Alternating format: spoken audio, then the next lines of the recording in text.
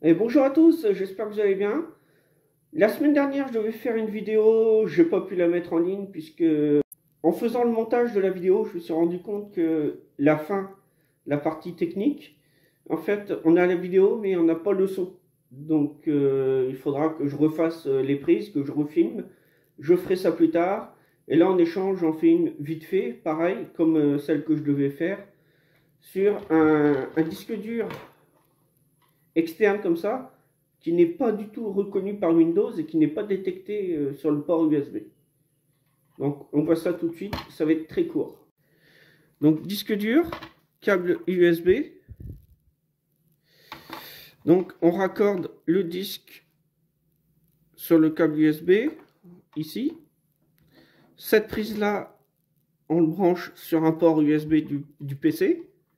Bien, c'est sur Windows que j'ai fait les essais. Donc disque dur reconnu nulle part. On a la petite LED qui s'allume du disque dur et puis rien d'autre. On a quand même la LED.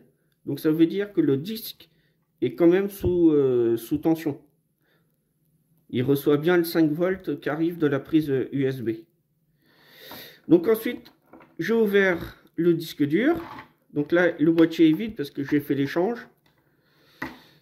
Est-ce que je peux arriver à le rouvrir ça? Ah mince. Si. Alors, j'ai ouvert le boîtier, j'ai enlevé ce boîtier-là, j'ai enlevé le disque dur qui était ici. Ensuite, j'ai pris un petit appareil, ceci.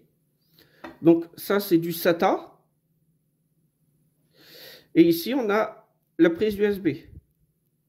Donc j'ai branché le disque dur sur le SATA et je reliais ça au USB. Et là, par magie, j'ai eu accès au disque dur. Donc le disque dur, lui, il fonctionne. J'ai eu accès à tous les fichiers, tout ça.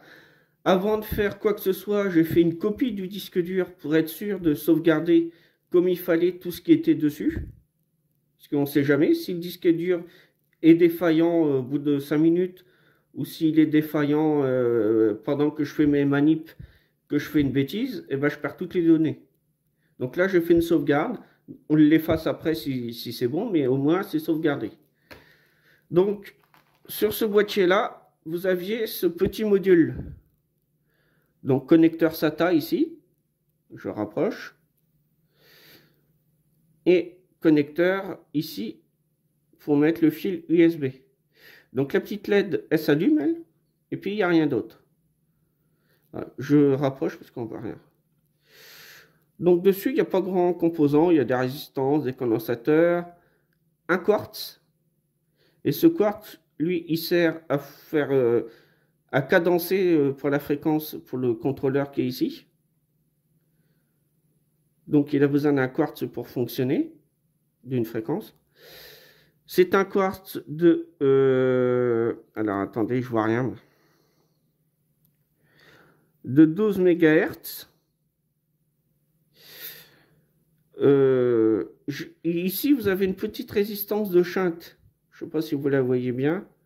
Non, on ne voit rien du tout. Sinon, on voit mieux. Et je l'ai testé, elle était bonne. Donc j'en ai déduit que si le disque dur est reconnu directement sur l'ordinateur sans passer par ça, c'est que le contrôleur ici, il est HS, tout simplement. Je ne vais pas m'embêter à réparer une carte comme ça, puisque j'ai pu acheter un boîtier tout prêt avec le même module qui est dessus. Donc pour moins de 10 euros, j'en ai eu pour 8 ou 9 euros. Donc je me suis dit bingo, hein, vaut mieux faire ça. Je vais essayer de le rouvrir sans l'abîmer. Voilà, là, j'aurais dû faire ça tout à l'heure. Donc dedans, ils fournissent un câble. Alors, vous voyez, on est ici sur de l'USB 3.0, alors qu'avant, tu es sur un contrôleur en USB 2.0. Donc là, avec ce genre de fil, vous allez avoir des taux de transfert de données beaucoup plus élevés que si vous passez par un fil comme ça en USB 2.0. Donc déjà, notre boîtier, il est plus à la mode, on va dire. Il va aller... les transferts de données, copies et lecture vont aller beaucoup plus vite avec du USB 3.0. Et j'ai tout simplement remis le disque dur dans le boîtier. Un boîtier standard, hein, classique. Et ensuite, j'ai branché bien sûr le fil dessus. Et j'ai testé mon disque dur sur Windows. Et là, par magie, tout fonctionne impeccable. Donc des fois, je dis toujours sur mes vidéos qu'il faut au maximum réparer ce qu'on peut réparer. Mais là, vu dans notre cas, là ça va être financièrement, c'est comment dire, c'est moins onéreux de racheter un boîtier tout prêt qui va aller beaucoup plus vite que de réparer un système comme ça qui est d'une génération antérieure qui va aller moins vite. Ça sert à rien de s'embêter à réparer ce genre de module. Donc dessus, ce que je vais récupérer, c'est la petite LED. Et puis basta, parce que même le connecteur, je ne sais pas ce qu'il a vécu. Donc s'il n'est pas en bon état, je ne vais pas le garder. Donc la petite LED. Et du coup, je vais redonner ce disque dur là, qui fonctionne impeccable. Pour ceux qui ont besoin, je mettrai dans la description sous la vidéo le lien pour commander un boîtier comme ça externe de disque dur. Alors c'est des disques durs de 2,5 pouces. C'est les disques durs d'ordinateur portable. Ce sont les mêmes disques durs que l'on trouve dans ce boîtier. Donc n'oubliez pas le petit pouce, comme toujours. Plus il y aura de pouces vers le haut, plus la vidéo sera diffusée.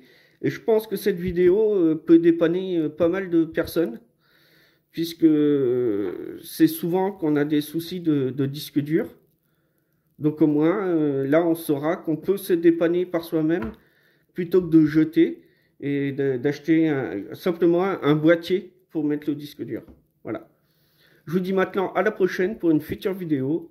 Allez, soyez sages. Salut, salut!